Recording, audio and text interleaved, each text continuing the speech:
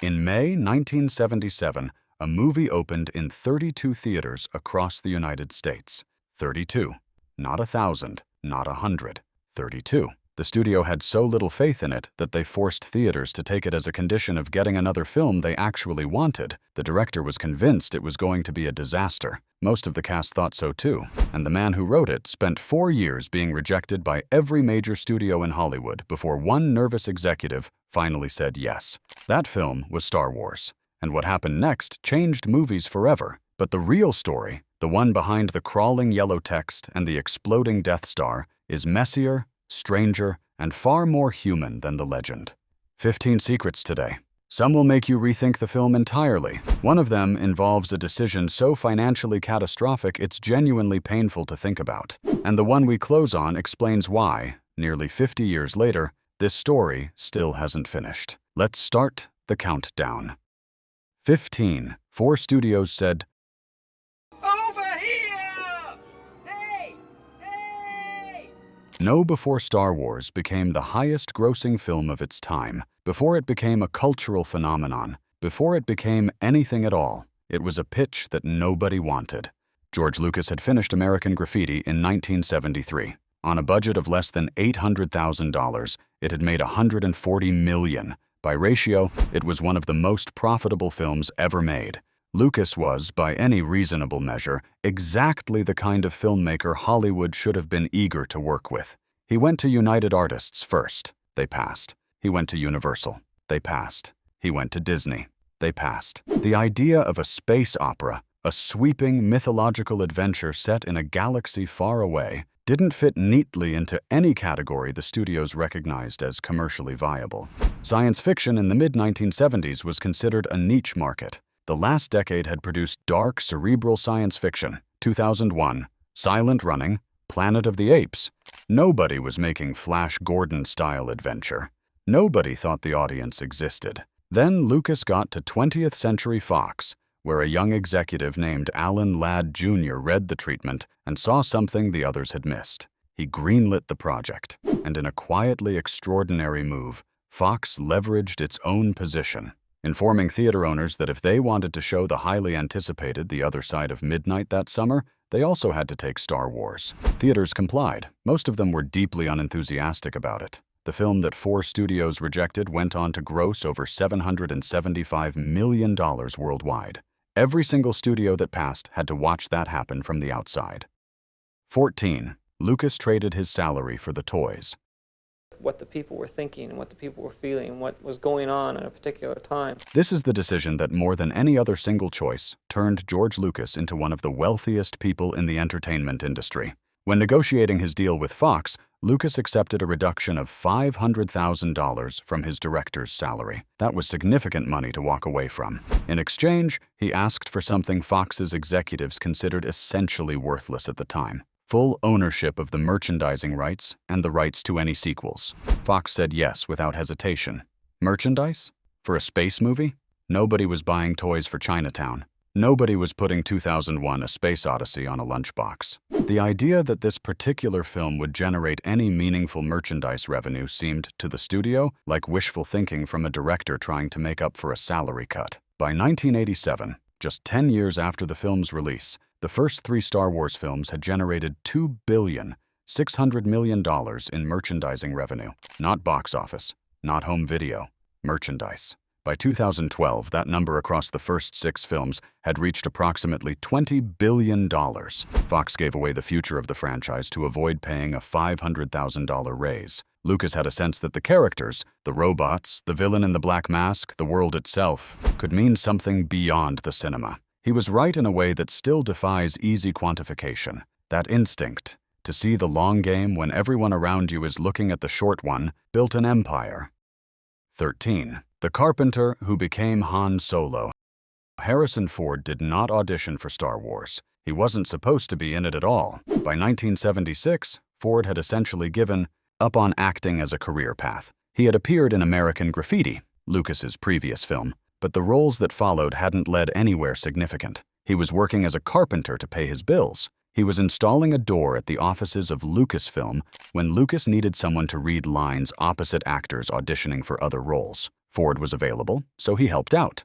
Lucas had publicly stated that he wanted new faces, people the audience hadn't seen before. He had specifically said he didn't want anyone from American Graffiti. Ford was both a familiar face to Lucas and, in the broader sense, a nobody, an actor who had drifted far enough from the industry that he was installing doors for a living. He read Han Solo's lines with auditioner after auditioner, and every time, he was better than the person he was reading opposite. The character's easy confidence, the sardonic edge, the sense of a man who had seen enough of the galaxy to be done being impressed by any of it, all of it came naturally to Ford in a way it didn't come naturally to the actors who were actually trying to get the part. Lucas cast him. Ford never finished the door. His entire salary for the film was reportedly $10,000. He would go on to become one of the highest-paid actors in Hollywood history, and it all started because someone needed a door hung. 12. The man who hated every minute of it. Of all the people connected to Star Wars, the actors, the crew, the executives, perhaps none had a more complicated relationship with the film than the man who played its most iconic mentor. Alec Guinness was one of the most respected actors in the English-speaking world when he was cast as Obi-Wan Kenobi. He had won an Academy Award for the bridge on the River Kwai. He was, by any measure, a serious artist taking a role in what he privately described to friends as fairy tale rubbish. In correspondence written during filming, he complained about the dialogue arriving every other day on wadges of pink paper, none of it making his character clear or bearable. He referred to his younger co-stars, almost affectionately one suspects, in terms that suggested mild bewilderment at their existence. He took the part for the money, and he was honest about this. But here's the thing about Alec Guinness that the letters don't quite capture. Once he was on set, he worked. Harrison Ford later said that Guinness was the person who most influenced how seriously the cast approached their performances. Lucas himself credited Guinness with helping to maintain the tone of the production during its most difficult stretches. He found apartments for co-stars who needed places to stay. He gave time and attention to younger actors who needed guidance. He didn't believe in the film. He showed up anyway and gave it everything. He also negotiated his salary with the shrewdness of a man who had been in the industry long enough to know that nobody really knew what anything was worth before audiences decided. He demanded a percentage of the gross receipts, 2%, plus another 0.25% that Lucas added personally as a gesture of gratitude. That 2.25% of revenue made Guinness extraordinarily wealthy for the rest of his life. He thought it was rubbish. He delivered one of cinema's most enduring performances, and he got paid for it. Richly, every year until he died. 11. 2 men, 1 villain. Darth Vader is one of the most iconic characters in film history. He is also, technically, 2 completely different people, who apparently never actually met. David Prowse was a British bodybuilder and actor who physically portrayed Darth Vader throughout production. He wore the suit. He moved through every scene. He delivered the dialogue, all of it, on set, opposite every other actor, in every shot. The cast heard David Prowse's voice during filming. The editors heard David Prowse's voice during the rough cut. George Lucas had always intended to replace the voice in post-production. Prowse had a distinctive West Country English accent, the kind of regional British accent that the rest of the cast reportedly found so incongruous that they nicknamed him Darth Farmer. Lucas had originally considered approaching Orson Welles, but concluded that Welles's voice was too recognizable. He instead chose a relatively unknown theatrical actor named James Earl Jones, whose voice combined resonance, authority, and a particular, measured quality that made every word feel like a verdict. Jones was paid $7,000 for his work. He was so uncertain of the film's prospects that he reportedly declined an offer of points in the profits in favor of the flat fee. He later described this as one of the great financial regrets of his career. He was also uncredited in the original 1977 release, his choice, reportedly out of a belief that the performance was more Prowse's than his. The 2 men, the body and the voice of cinema's most famous villain, were, by most accounts, never in the same room together during production.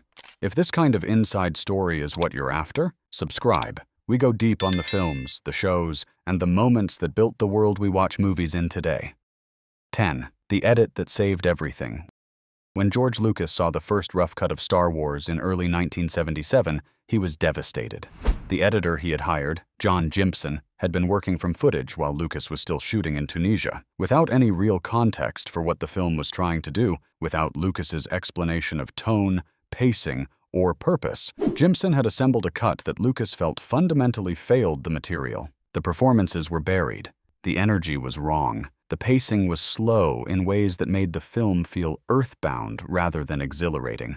Lucas's wife Marcia watched it with him. By her own account, she said, "George had his head in his hands." And I said, "Yes, it's a mess. But there's a great film in there. It can be saved." Lucas dismissed Jimpson. Marcia Lucas brought in Richard Chew and Paul Hirsch to work alongside her on a complete re-edit. They removed scenes, restructured sequences, and fundamentally altered the pacing so that it was driven by momentum rather than the more languid approach of the rough cut. Scenes featuring Luke and his friends from Tatooine, scenes that Lucas had shot and that appeared in early scripts, were cut entirely.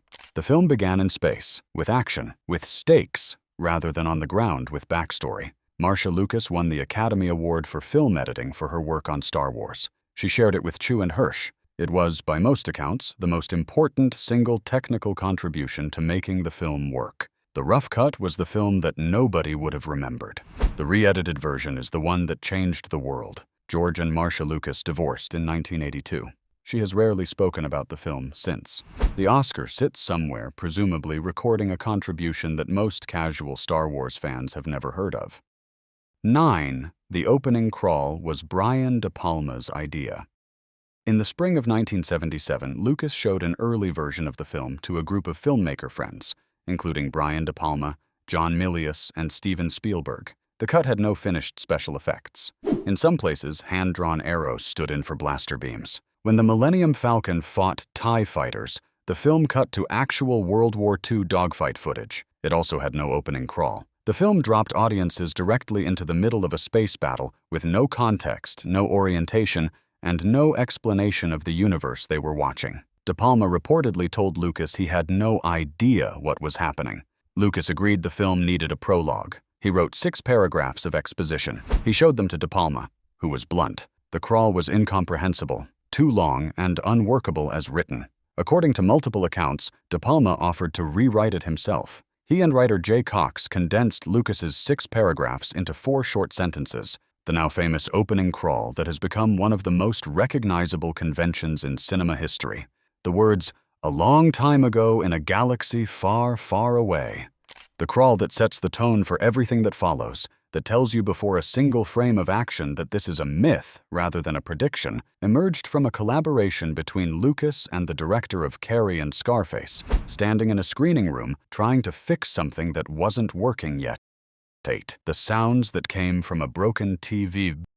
Ben Burtt was 24 years old when George Lucas hired him as the sound designer for Star Wars. He had a specific brief: create an organic soundtrack, sounds that felt lived in and real rather than cold and electronic, the way most science fiction at the time sounded. Burtt went into the field. He recorded everything. He hit a wire on a radio tower with a hammer and captured the result.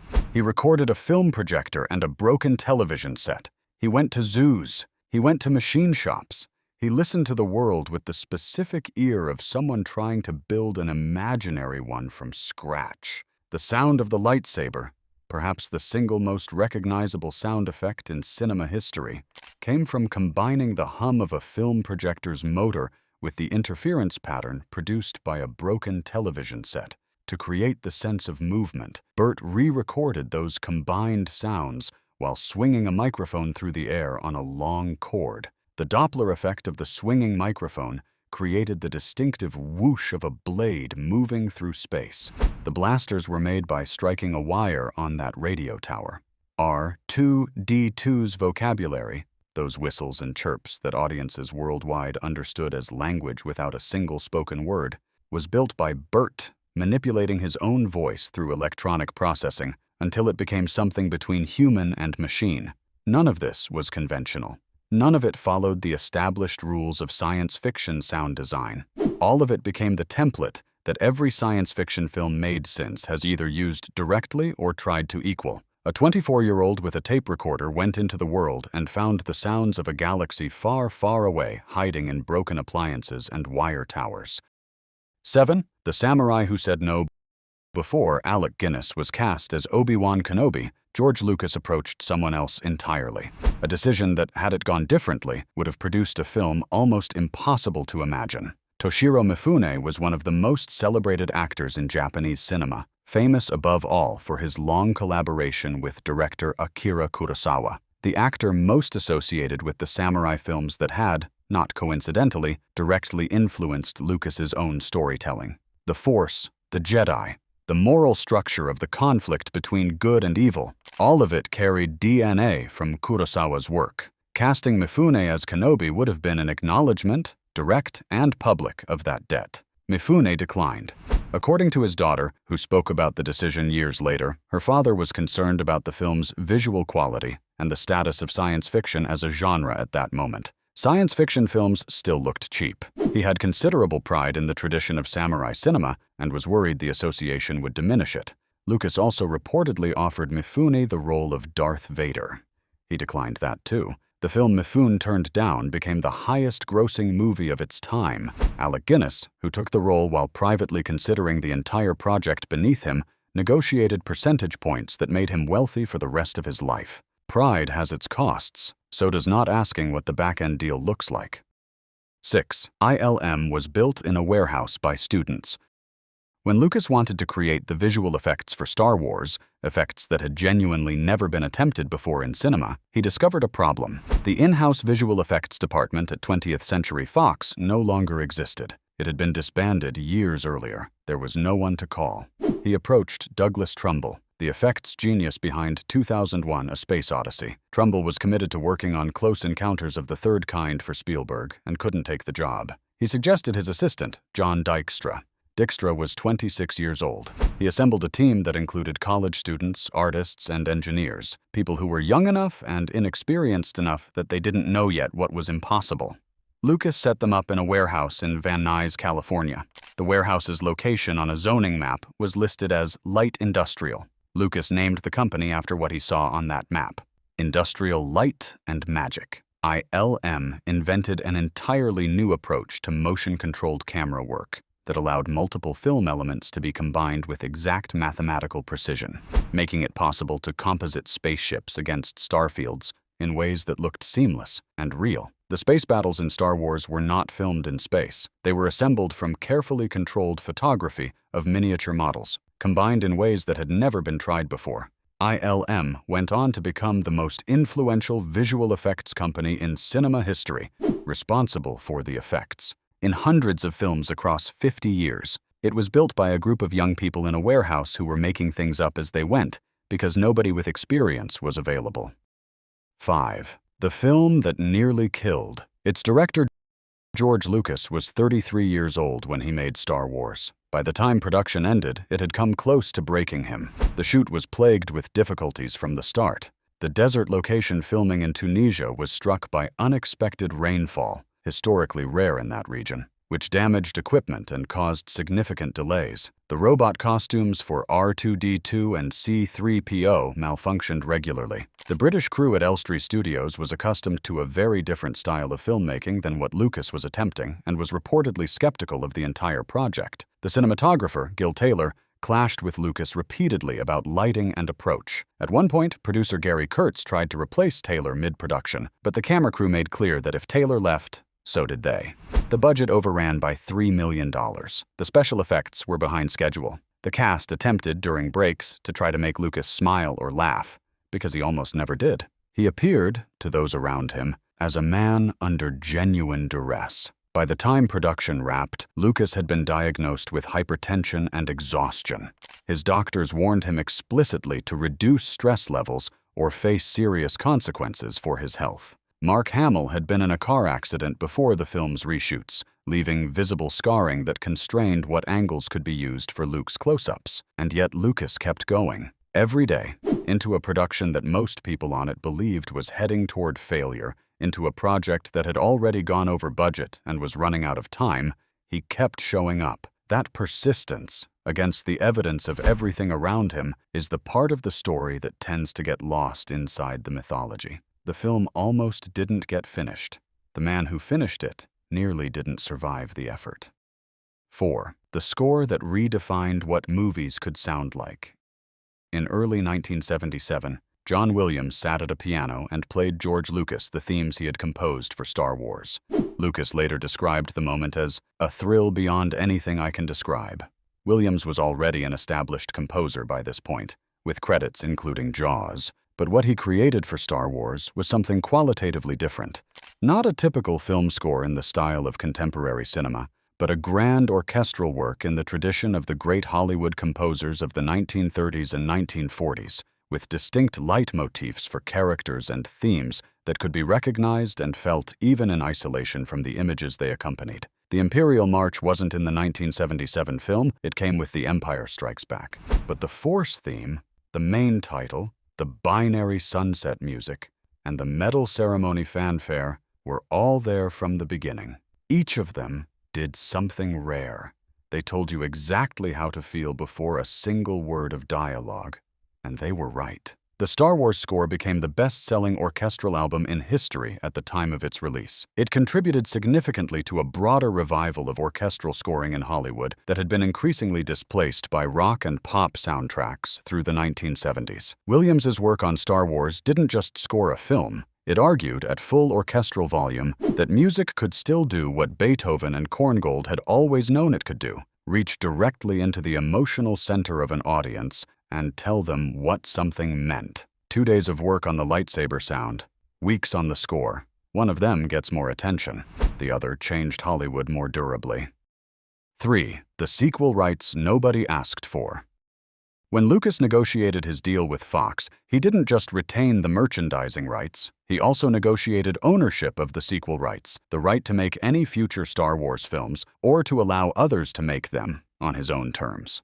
This was, again, something Fox gave away without much resistance. Sequels to science fiction films were not an established commercial category in 1977.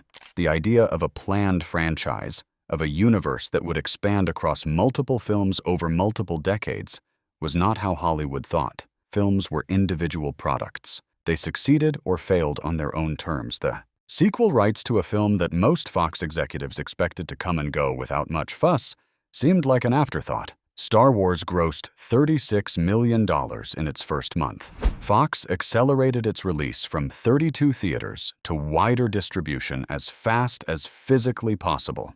And then everyone involved understood that what Lucas had kept for himself was not an afterthought. Disney purchased Lucasfilm in 2012 for $4 billion. What they were buying, fundamentally, was the thing Lucas had traded a salary cut to keep in 1976. He saw something nobody else in the room could see, and he held on to it. 2. The opening scene changed cinema's grammar. May 25, 1977.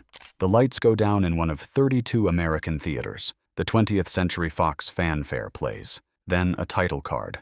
A long time ago in a galaxy far, far away. And then a Star Destroyer.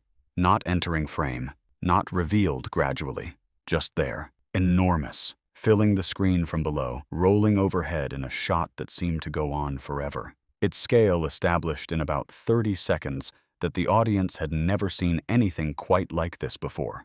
That single decision, to open not with a character or a conversation, but with the sheer physical fact of an enormous spaceship, told audiences immediately, this is not going to work like other films. ILM's model work made the ship possible. The motion-controlled cameras made it feel real. The sound design made the engines feel like they could actually exist. It worked. The audience in those 32 theaters erupted. Word spread before the internet existed to spread it. People went back. They brought others. That opening shot is 30 seconds long. It contains almost no story. It changed what going to the movies felt like. 1. The reason it still matters. Star Wars opened 6 weeks after the fall of Saigon in 1975. Wait, that's not right. It opened 2 years after, but the timing still matters. It opened in 1977, in a country that had spent a decade in a war it hadn't won, watching its political institutions struggle under the weight of Watergate, facing economic uncertainty and a creeping cultural exhaustion. And it offered something that American cinema in the 1970s had largely stopped offering: the possibility that good could win, that a small group of people, A farm boy, a smuggler, an old man who believed in something invisible, a princess who refused to be rescued passively, could take on an overwhelming force of darkness and, through courage and friendship and a little bit of luck, prevail. This sounds simple.